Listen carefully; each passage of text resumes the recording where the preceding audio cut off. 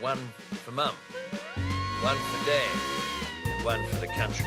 And there has never been a more exciting time to be an Australian. Budgets are about choices, Fran, and you show what you value through the choices you make. This is coal. Don't be afraid. Don't be scared. The Treasurer knows. I want an economy that works for people, not the other way around. We'll just end up being a third-rate economy, a banana republic. Just follow the money.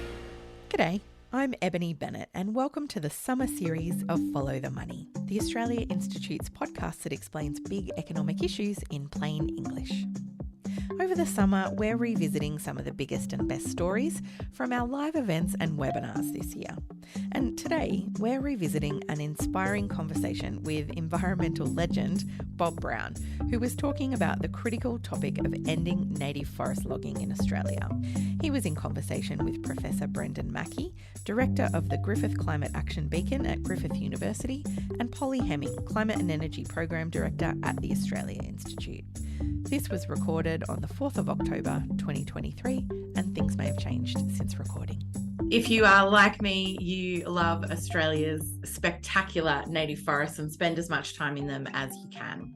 Ancient trees tower over us when we're out on bushwalks, cooling us down, cleaning the air, and providing important habitat for Australia's beautiful wildlife. Many of Australia's plant and animal species cannot be found anywhere else on Earth. So it's no wonder that our forests have captured Australians' hearts and imaginations. But Australia also has a long history of land clearing and native forest logging. Since colonisation, around 40% of our native forests have been lost, and native forest logging continues to threaten their survival. Every year, around 2% of Australia's native forests are logged, which is pretty alarming, especially given how important they are to tackling climate change. But it is not our only option. You might have heard in the news lately that many Australian states are phasing out native forest logging. Victoria will end native forest logging in December this year, and Western Australia will end native forest logging in early 2024. These are steps in the right direction, but don't protect all of Australia's forests. So I'm delighted to introduce our speakers today, environmentalist, founder of the Bob Brown Foundation and former leader of the Australian Greens, Bob Brown. G'day, Bob. G'day, Eb. And Professor Brendan Mackey, Director of the Griffith Climate Action Beacon and coordinating lead author for the Intergovernmental Panel on Climate Change 2022 report on impacts, vulnerability and adaptation. G'day, Professor Brendan Mackey. Thanks for joining us. Morning. And today they'll be in conversation with my colleague, Polly Hemming, Director of our Climate and Energy Program. Before Polly kicks off with our conversation about ending native forest logging today, Bob, I just wanted to come to you first. Obviously, you've devoted a huge portion of your life and career to protecting Australia's native forests. What is it about our native forests that you so love, and why has this been such an important issue for the environment movement and for you personally over the last few decades? Well, thank you, Ebony. Well, and Polly, two things there. Firstly, we are in perhaps the most secure or one of the most secure democracies on the face of the planet and one of the richest countries in the world. So we're, by and large, have got the best opportunity to take action in protecting nature of anybody on the planet. We're certainly not part of that suite of countries, largely in South America and the Philippines, for example, where nearly 200 environmentalists were murdered last year. That doesn't happen to us. So we've got the opportunity to take some action here without having our civil liberties infringed in the way they are overseas. The second thing is we also have a wonderful range of forests from the Daintree tropical rainforest to the north to Tarkina, the great temperate rainforest in Tasmania, and then the suite of eucalypts right across the country. And they're full of an array of wildlife, as you said in the introduction, which is not found anywhere else on Earth. And yet they're being destroyed. And that 2% leads to 100% destruction within 50 years. But the truth is we've lost most of it. It's been either removed or degraded. And when you get to the giant trees, Eucalyptus regnans, the tallest trees ever on Earth, and the biggest ones of those were smashed down in eastern Victoria last century, but we've got a repository of them in Tasmania. There's just a few percent left of those, and the logging of those is an absolute tragedy, and the wildlife that goes with it. And we all come from the forest. We all come from nature. That's why we give each other flowers as an act of devotion. Give somebody a bunch of plastic flowers, no matter how good and well-scented they are, and you'll lose them. But you give them a bunch of flowers and they feel really chuffed. And that's because our soul, our spirit, our heart, as well as our physical bodies, is adapted from the forest. And so we relate to the forest in heart and in soul. They give us adventure, they give us inspiration, and they give us medicines, and they give us well-being, mental well-being. And so it's up to us to make sure that they're there for future generations and for our fellow species. I love being part of the campaigning, the huge campaigning, and it's growing rapidly in Australia, for saving what's left of our native forests and wildlife. Thanks, Bob.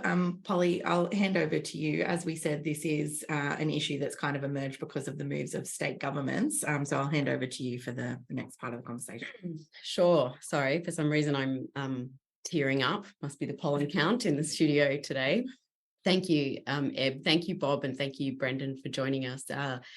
It feel like I'm sort of wedged between giants here, which is also a good opportunity to promote Bob's film. If you haven't seen it, The Giants, but no, you two are so respected in this field and in Australia. This is a big issue. Our forests provide big benefits, and the logging that damage does is big. It's significant. But what I wanted to do first up is just provide a bit of context, because this is not a big industry. It's not a big employer, and it's not very profitable. So we have this enormous debate around this tiny languishing industry that is being propped up by taxpayers and that is running at a financial loss. And the value of our forests doesn't even translate into the products from logging them. So a majority of native hardwood logs, Brendan and Bob, I know you know this is more for the benefit of everyone watching. Majority of our native hardwood logs are turned into wood chips for export, firewood, fence palings. You know, they're not being turned into thrones or Viking ships or, products befitting of what these are. And this is what swift parrots and koalas are being driven to extinction for. And these are all things that plantations can produce. So that there is very few jobs in native forest logging. It's not profitable. It's been running at a loss, and taxpayers subsidise it. So sort of begs the question why we're having such a large and contentious debate. And I'll turn to you here, Bob. As taxpayers, we're propping up this native forest logging industry, yet Australia Institute polling shows that over 70% of Australians want a ban on native forest logging. This includes a majority of voters from both major political parties. Like, why is this so hard? You've been fighting for this for a few years, at least. There's overwhelming public support to end it, and there has been for a long time. Why can't we do it? Why haven't we done it? Well, it's the corruption of the political system by big money, and that's the logging corporations. They have a big office across from Parliament House in Canberra. The National Forest Industry does. They have full-time professional lobbyists. In fact, I think it's led up by an ex-Labor Member of Parliament at the moment. And they're over there in the Minister's offices and in the Prime Minister's office. And we had the Prime Minister, Anthony Albanese, giving a speech to the loggers soon after he got in last year, backing their native forest logging, and also, curiously and wrongly, saying that it was a good industry for climate. When in fact, it's very destructive, and it's putting all those it's a carbon bank that's putting, when it's destroyed, puts all those greenhouse gases into the atmosphere. Just yesterday, Prime Minister Albanese was in Hobart, seeing all sorts of people seriously, and there's big issues, and not least promoting a yes vote for the Voice. But when it came to a small group of people holding an end native forest logging banner, he hurried past, and his mind has ignored them, and the eyes roll. They believe that they're on the side of an industry that counts, but it doesn't. I'm talking about native forest logging here, as you indicated. The vast majority of logging workers and product in Australia is now coming out of plantations. And it's the one thing that's missing here is people taking action. New Zealand, a Labor government coming in there, ended native forest logging 21 years ago. And that's after a huge petition to government and a big action. Now, it's easier in 2023 for Australia to end native forest logging and go to that plantation base than it was for New Zealand back then. But here we are importing plantation products from New Zealand and exporting a majority of what comes out of our native forest to China. And talking about, well, we're actually subsidising a lot of public money that should be going to schools and hospitals and national parks is going into this industry. So it is only hard because those lobbyists representing the 10 or 12% of people who want more native forest logging are outdoing the public clamour for change. And what we're into here is an end game. In Victoria and Western Australia, the Labor governments have decided, and they know that the issue is boiling up, is going to change votes at the next election. So as Ebony said, they're phasing out native forest logging. But in New South Wales and Tasmania, that hasn't happened, even though the Minns Labor government came into New South Wales with everybody presuming that one of the first things they do would be create the Great Koala National Park. Instead of that, the loggers are in that park as we're speaking, cutting down more koala habitat. And that's just the pressure of that industry. It's got Macquarie Street in Sydney, Parliament House, by the throat, and the people are outside the majority, including a huge majority of Labor voters, are not being heard. And it's up to us all to stand up and be heard, as with the Franklin issue way back there 40 years ago, where a Labor government came in and made the change against big vested interests putting pressure on the politicians. So it really depends on how much each of us who love the forest does something to contact our local politicians and say, this has got to stop. And when you're talking to a Labor politician, it's important not to say, well, what do you think about forests? Because they'll all say, oh, we really don't like native forest logging. The question is, will you cross the floor to back the next Teal or Greens motion to end native forest logging? That's what political action requires. And the same with coalition members of Parliament. So the people are on the move. I can feel this rising tide of great activism. I've just done a seminar encouraging young people to get past their depression about what's happening in the world and get active. Don't get depressed, get active. It's on the way. Native forest logging is going to end in Australia. What we've got to do is bring that date forward. Thank you. I want to come back to that history of Labor and the Franklin. But first, I just wanted to touch on something you'd said, about the climate benefit of forests, which seems obvious. And I'm going to ask you this, Brendan. Saving forests is seen as a climate solution, as kind of transactional as that is. There's no doubt that saving our native forests is important for climate and carbon storage, but that's also an incredibly narrow way of viewing them.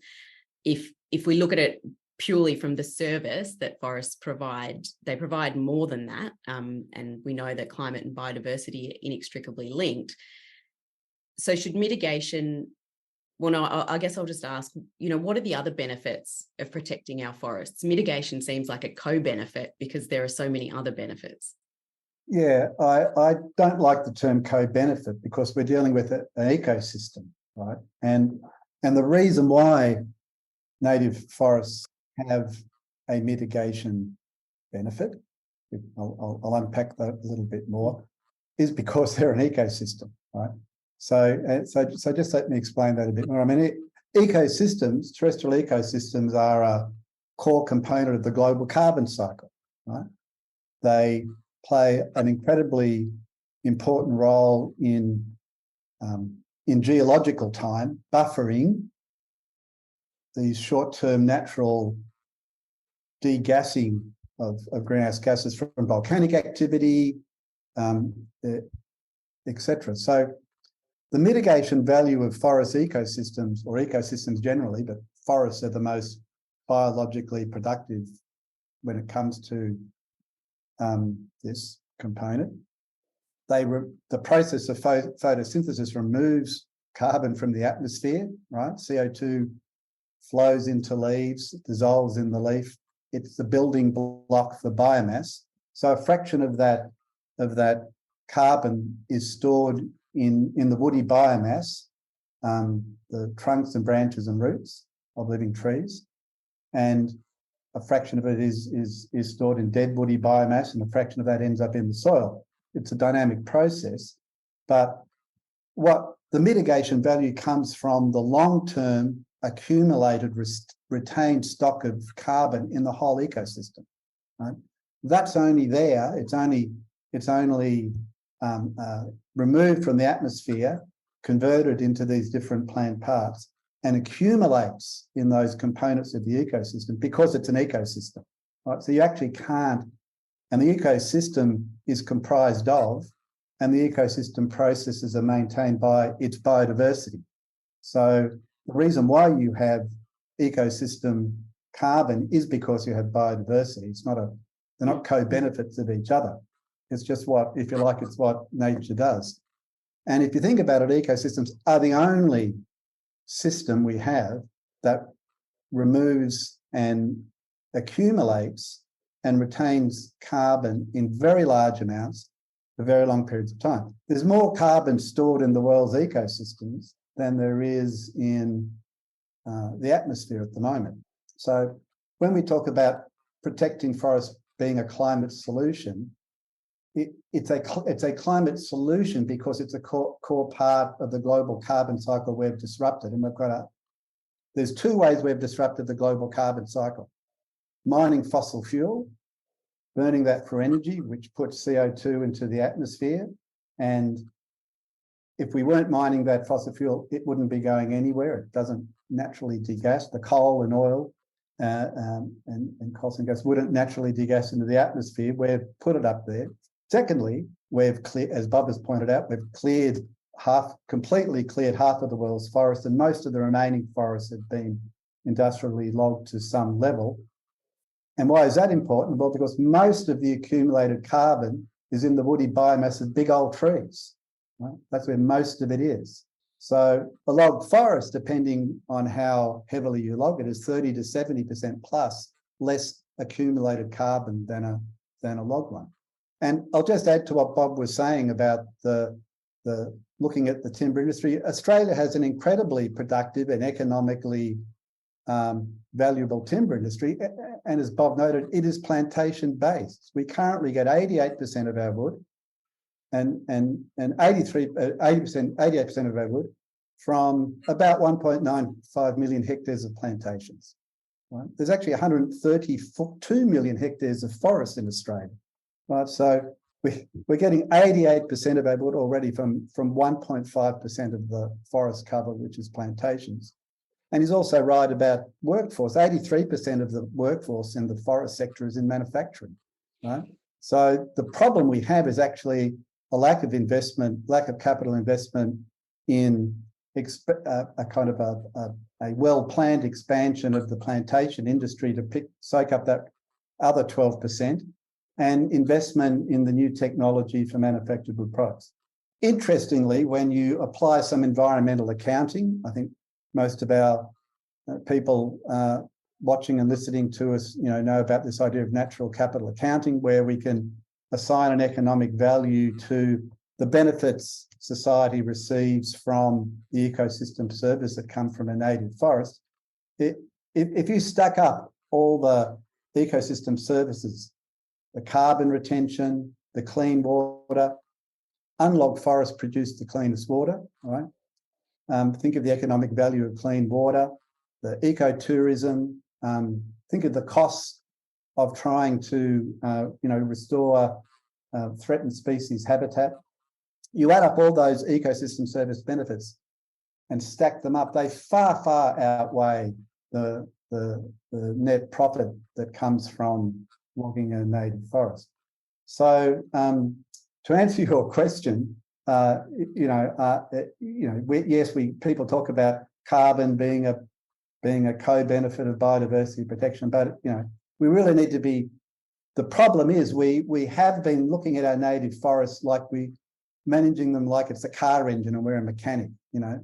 Like it's a simple linear deterministic system, and we can extract the unit of whatever out of it. But that's not what we're dealing with. We're dealing with scientifically what we call complex adaptive systems.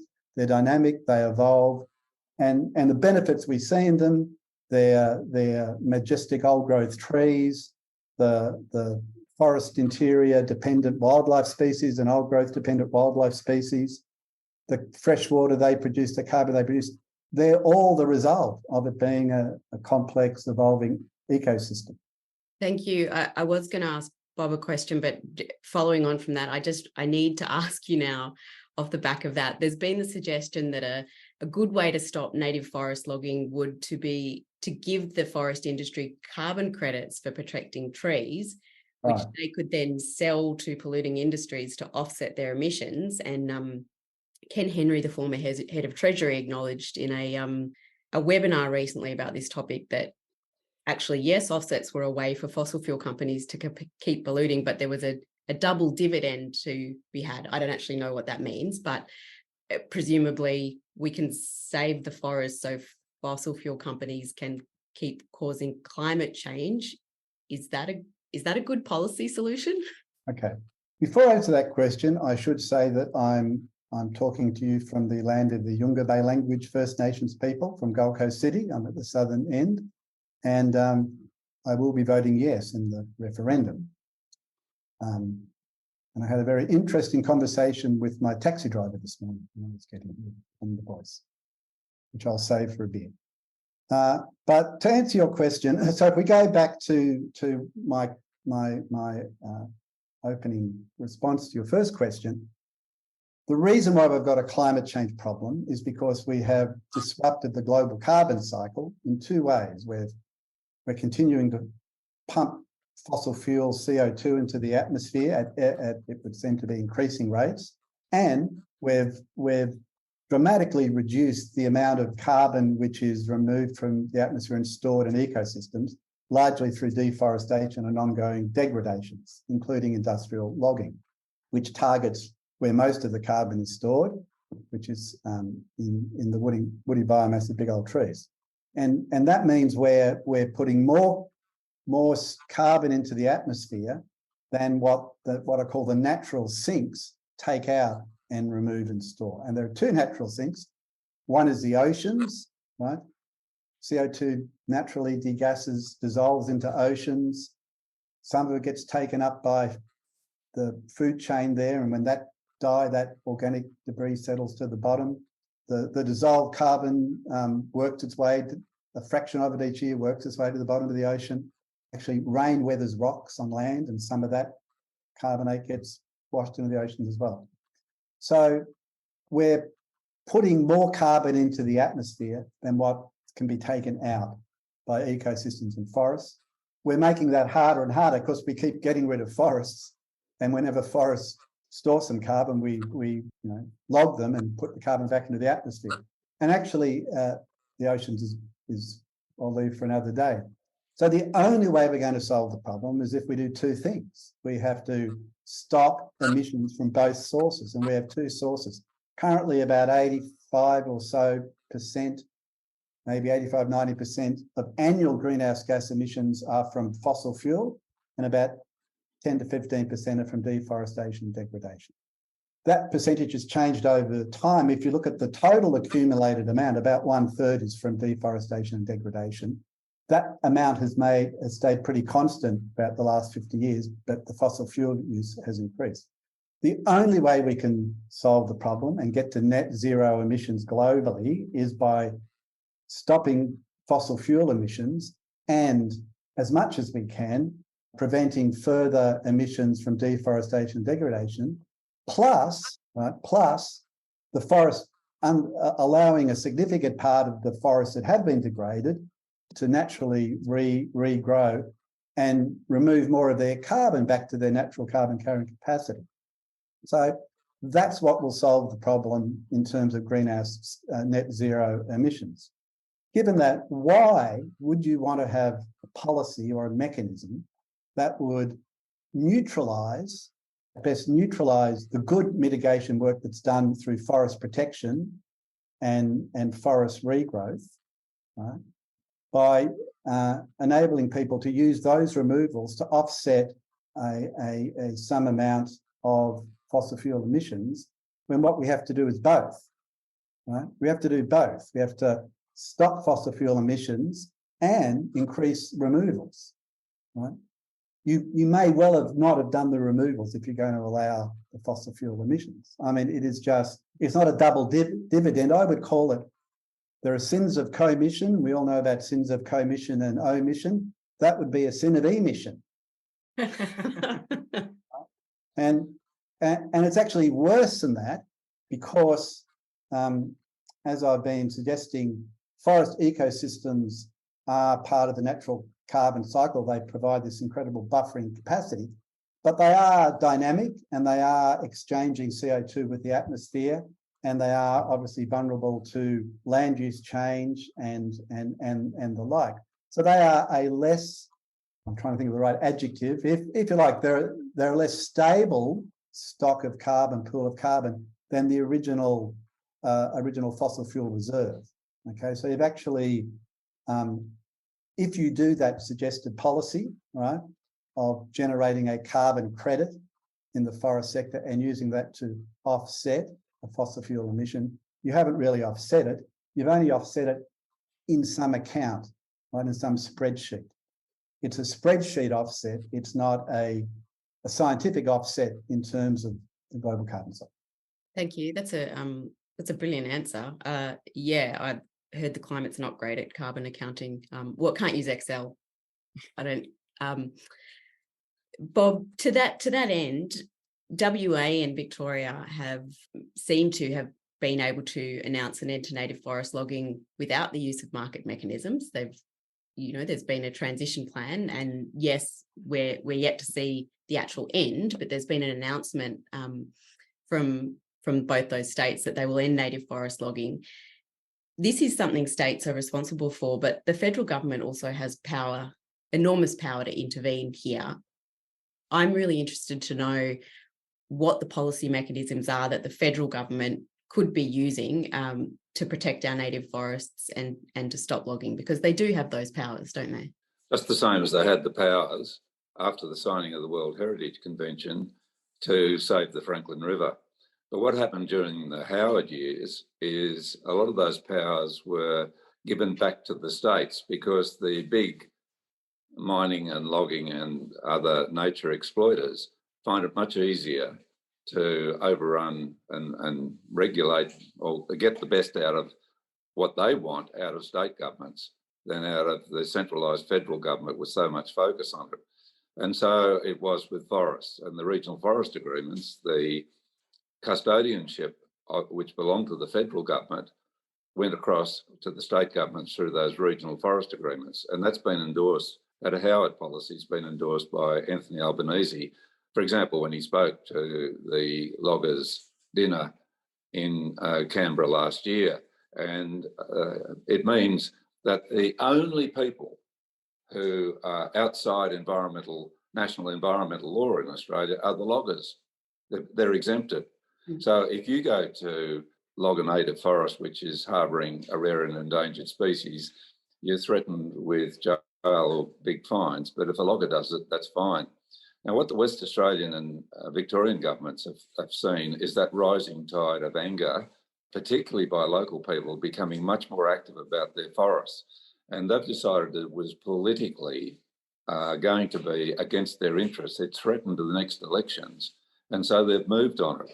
I might add that in Western Australia, it's not all done and finished, because part of the deal there was to give big aluminium bauxite miners the up to 9,000 hectares of forest might be scraped from the face of southwest Western Australia in coming years, to get at the bauxite underneath. So it's forest loss by another means. But that said, they are responding to political pressure. That's the one thing that, and people becoming active. We saw at the national conference this year of the Labor Party in Brisbane, just in August, that the hundreds of branches of the Labor Party had endorsed a motion from the Labor Environmental Action Network to end native forest logging. And so it was going to pass the conference, but the Albanese team running that conference refused to allow and stop that motion from getting to the floor of conference. Meantime, there were 6,000 people protesting in Brisbane and in cities across Australia, and that's growing rapidly. And what's happened in Western Australia and Victoria, and in Victoria, the Premier there was not known for being an environmentalist. In fact, Daniel Andrews, throughout his whole career, allowed the logging industry to continue. It was only right at the end of that career he moved against it. And so a massive amount of destruction occurred there in that time. What we have to hope is that won't happen with the federal government. The federal government has the powers under Section 51 of the Constitution, and George Williams, the constitutional lawyer, has written about this. It's got power over exports, it's got power over trade, it's got power over taxes, and it's got a power over international conventions on the environment. And it can use any or a mix of those powers to stop environmental destruction, and that includes logging destruction tomorrow. By the way, it's beautifully placed because Labor's got a majority in the lower house, and with the Greens and Teals and Independents in the upper house, to get through legislation to protect Australia's forests tomorrow. The federal government's got both the responsibility and the legislative power to do it, and it's got at the moment the numbers to do it. So it's a great opportunity for Anthony Albanese to do that if it wants to right now. I want to ask you one more question on that, and then we might throw to the audience to ask some questions. But as you suggested, the ALP has got form when it comes to protecting the environment. The Whitlam government blocked oil drilling in the Great Barrier Reef. The Whitlam government ratified the World Heritage Convention, which now enabled Bob Hawke to protect the Franklin River. The Gillard government introduced a carbon price that worked. You've described the other Bob Hawke, as the environmental prime minister, and you've somewhat generously credited him with saving the Franklin, though I think you probably had something to do with it too. You helped other Bob save the Franklin. How can we help the ALP save native forests now? Because it is in their history. It's kind of on brand. Yes, and the single thing that's happening here is that the loggers and people who want to mine forests as well, and people who want to destroy them for housing estates and so on, and that becomes very contentious. But koala habitat, they have sway with the Canberra ministry, and we the people have to have greater sway, and we feel locked out from it. Well, we have to get into it. All of us have Labor senators. All of us have close to us Labor members of the lower house, and it's our job to get to them and to go and see them and ask them if they'll come and see the forests, but ask them, will they and are they going to defend the forest whenever the opportunity, or will they move to the forests as the Teals and Greens have been doing in the parliament? And it's very, very important for them to go and see the forests. I think, incredibly important to get those MPs to see what local people are seeing in their forests and the wildlife that's there, because to go there is to want to save it. And there's a great fear of going to the forest. In fact, Graham Richardson famously said many years ago, he asked Bob Hawke to go to the forest, and Bob Hawke said, "No, I've seen what happened to you." But there it is. It's just a human reaction, and they respond being lobbied. So that's what's required. That's the missing factor, is this public pressure onto the Labor politicians to get this done at federal level. And indeed, the alternative government for Tasmania would be Labor, and there's a Labor government in New South Wales now which is not acting as was expected. That's where the people come in. And Polly, do you have a final question for Brendan? I do, yes. Brendan, I think this is going to be somewhat sobering. So if you could make it as upbeat as possible, that would be great. Maybe do it in song. But what happens if we don't save our native forests? What do we stand to lose? Well, as Bob had mentioned, we've already lost about half of them in Australia, and much of what's left has been, heavily logged and is in a state of kind of ecological recovery.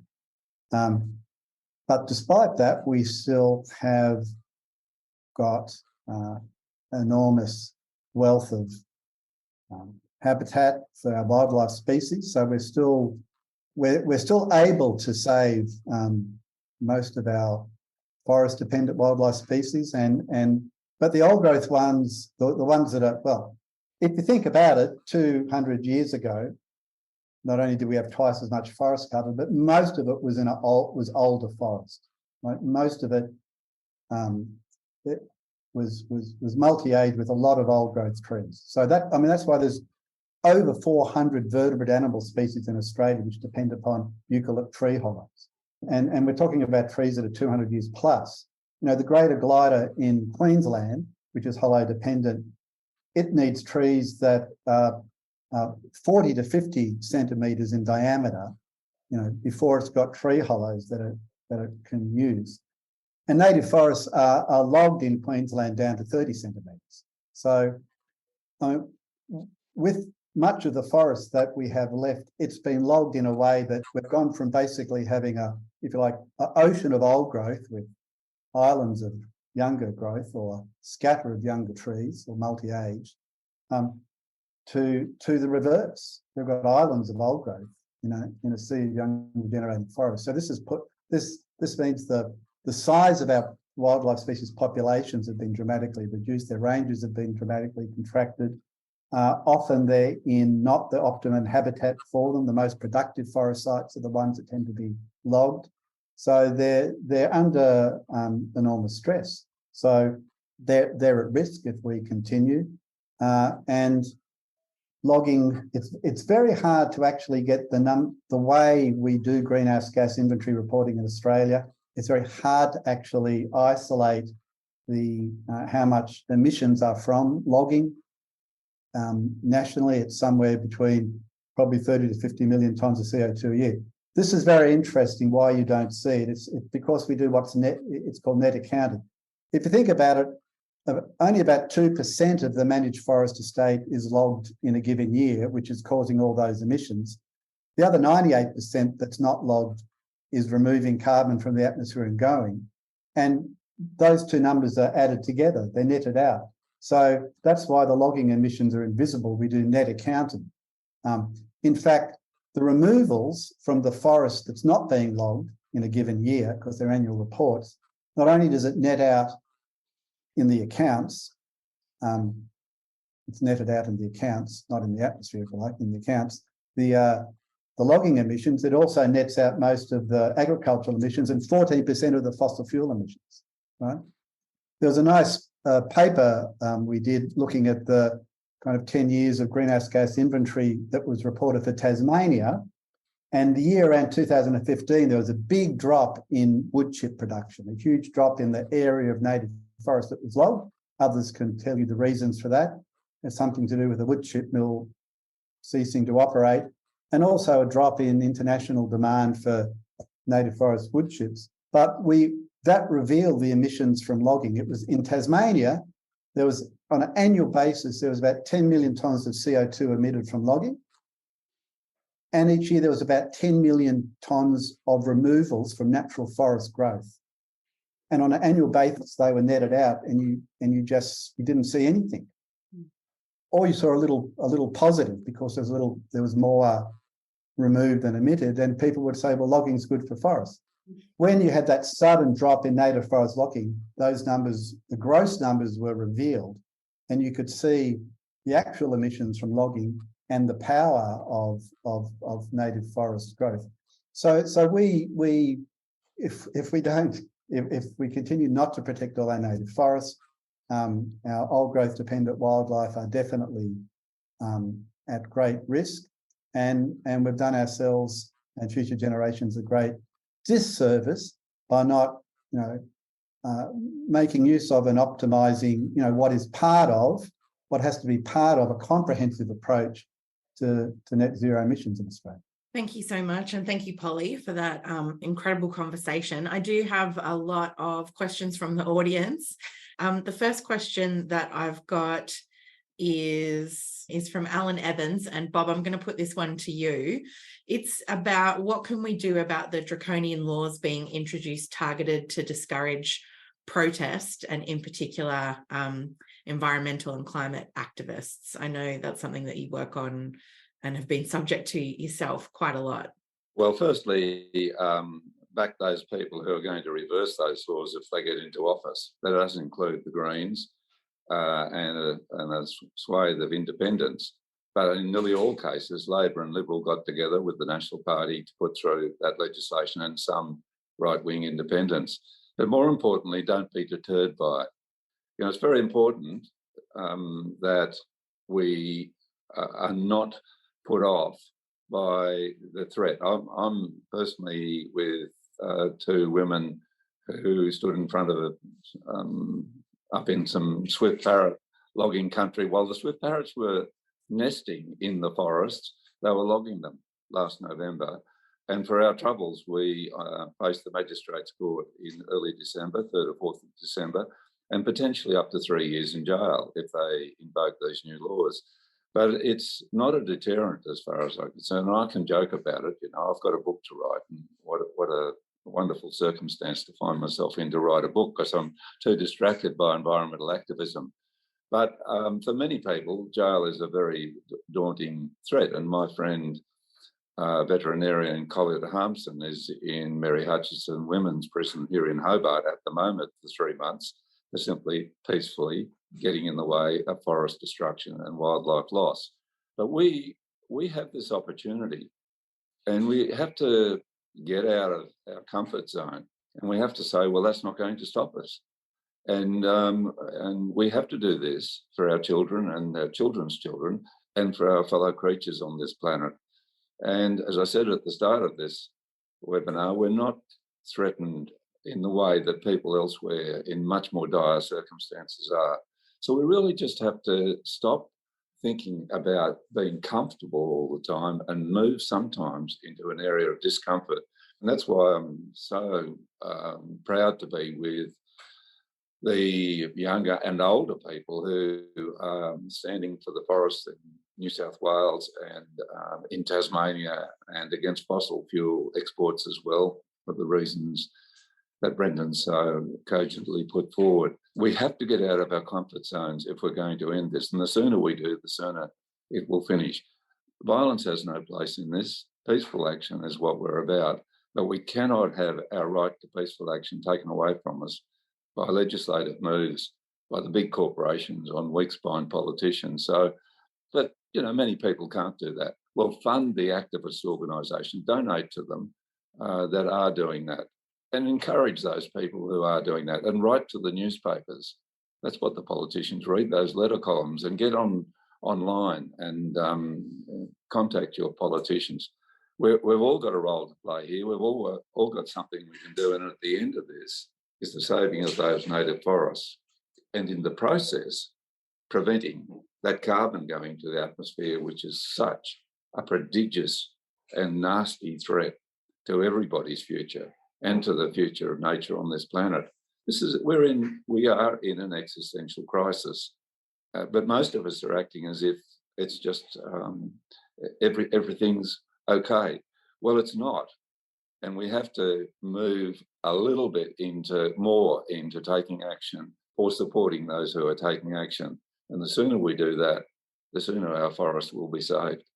Thanks, Bob. I've got a follow-up question for Brendan from Jock Churchman, who asked a little bit more about your opinion of carbon offsets going into forestry and wanted to know, can they also be seen as a way of working towards the preservation of native forests? So I just wonder if you could summarise again for us those concerns that you had about carbon offsets for Jock. Thank you.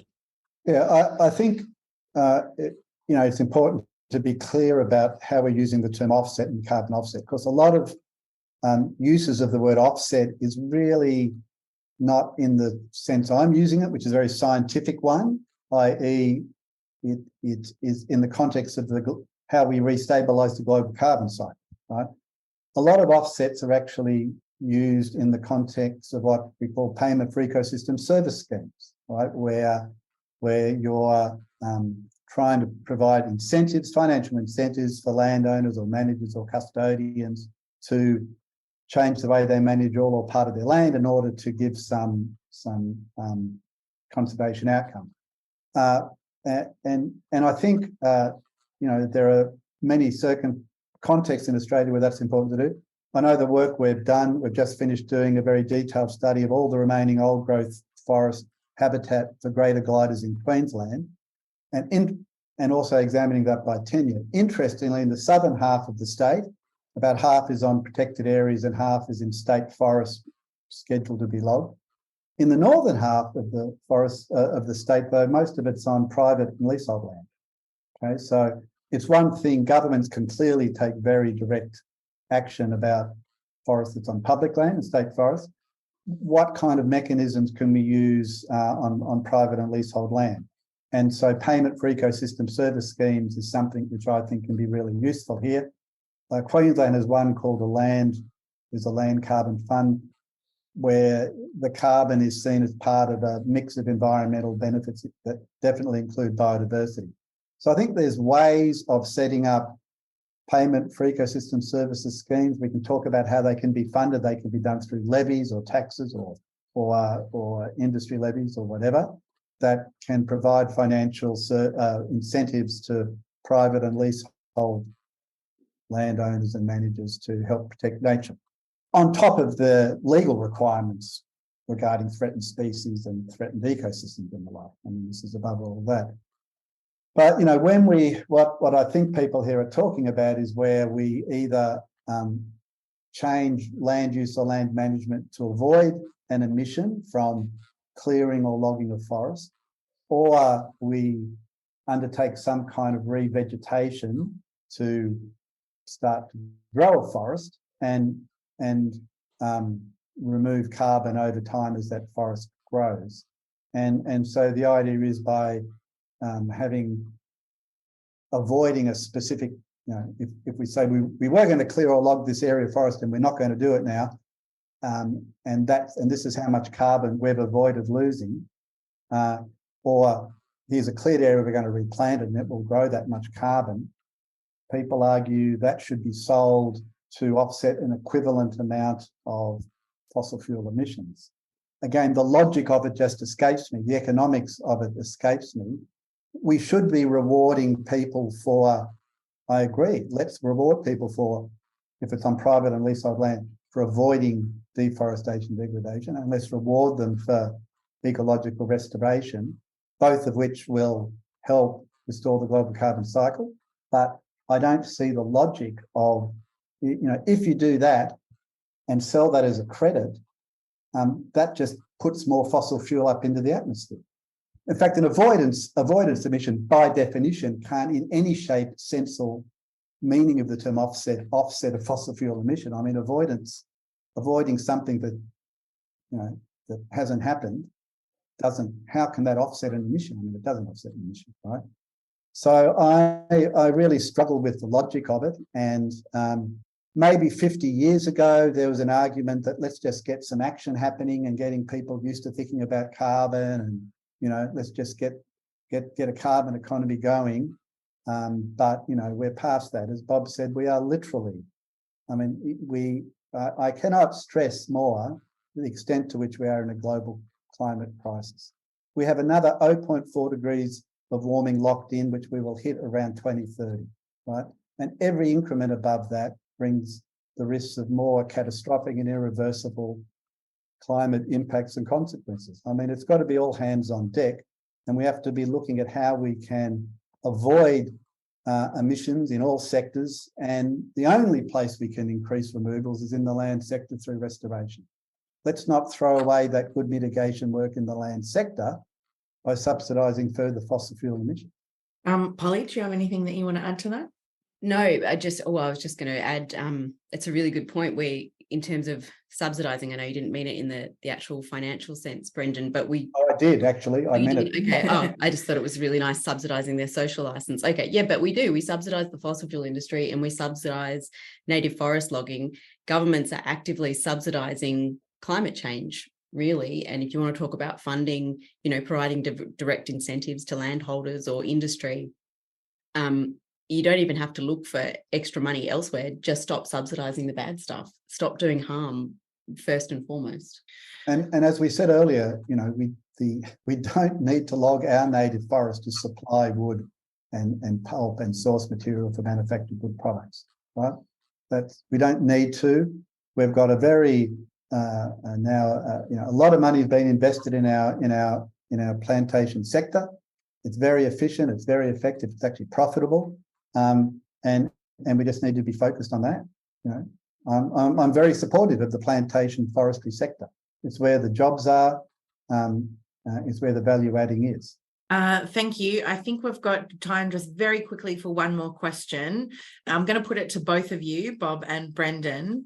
Basically, Australia is looking at another El Nino summer of extreme temperatures, and there's a lot of concern in the questions and in the chat around bushfires and the impact on forests that have either been logged or that currently exist. Brendan, I wonder if I can come to you first on the impact of more extreme temperatures and the role that forests play, I guess, when it comes to bushfire season and what we know about that heading into this summer. So there's both a climate change component here, and also a land use component. So again, the climate fact of the matter is that climate change has brought about a massive increase in dangerous fire weather conditions in Australia, particularly since the 1970s. This is completely established now. And fire weather is what drives dangerous bushfire conditions, okay? And that is dryness. Actually, it's the pre-fire season dryness.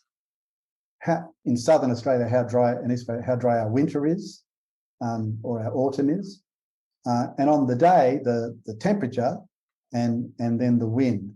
The wind's actually the most important factor by about four. What climate change is doing is dramatically increasing two of those triggers, if you like. One is that we're getting a significant and ongoing decrease in winter rainfall in southern and eastern Australia. In Perth, it's about 20%. Elsewhere, it's about 17%, and that trend is going to continue. And then secondly, as we're all experiencing, we're getting what used to be January or February heat waves in September, right?